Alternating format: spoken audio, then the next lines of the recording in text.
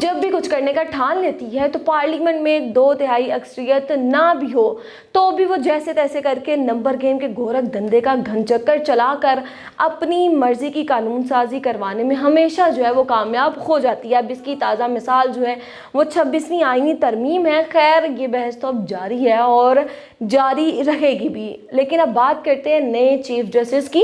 Common wealth scholarship پر justice college Cambridge university سے LLM کی degree حاصل کرنے والے جسٹس یحییٰ افریدی نے اپنی ابتدائی تعلیم وہ ایچسن کالج لاہور سے حاصل کی، گورنمنٹ کالج لاہور سے گریجویشن اور پنجاب یونیورسٹی سے MA معاشیات کی ڈگری حاصل کی۔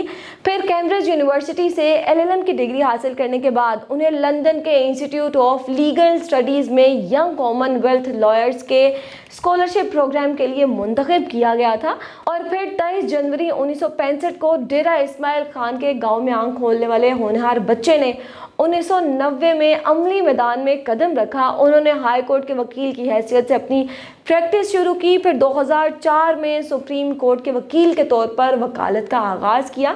جسٹس یحییٰ افریدی خیبر پختونخوا کے لیے بطور اسسٹنٹ ایڈوکیٹ جنرل کے فرائض بھی ادا کر چکے ہیں۔ 2010 میں پشاور ہائی کورٹ کے ایڈیشنل جج مقرر ہوئے، انہیں 2012 کو مستقل جج مقرر کر دیا گیا تھا۔ یحییٰ افریدی نے 2016 میں پشاور ہائی کورٹ کے چیف جسٹس کے عہدے کا حلف اٹھایا، جبکہ وہ 2018 کو سپریم کورٹ آف پاکستان کے جج مقرر ہوئے تھے۔ جسٹس یحییٰ افریدی نے اعلیٰ عدلیہ میں مختلف مقامات کی سماعت کی، سنی اتحاد کونسل کی مخصوص نشستوں سے متعلق کیس میں لارجر بنچ کا حصہ اور فیصلے میں اپنا اختلافی نوٹ بھی لکھا۔ وہ سابق وزیر اعظم ذوالفقار علی بھٹو کی پھانسی کے خلاف صدارتی ریفرنس پر سپریم کورٹ کے 9 رکنی لارجر بینچ میں بھی شامل تھے۔ جسٹس یحییٰ افریدی نے گزشتہ دنوں supreme court practice and procedure ordinance کی 3 رکنی ججز کمیٹی میں شامل ہونے سے معذرت کی تھی۔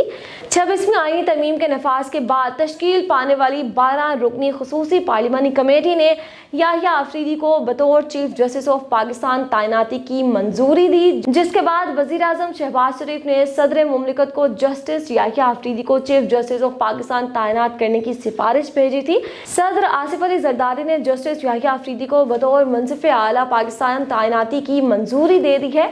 ان کی تعیناتی 26 اکتوبر سے 3 سال کے لیے ہوگی۔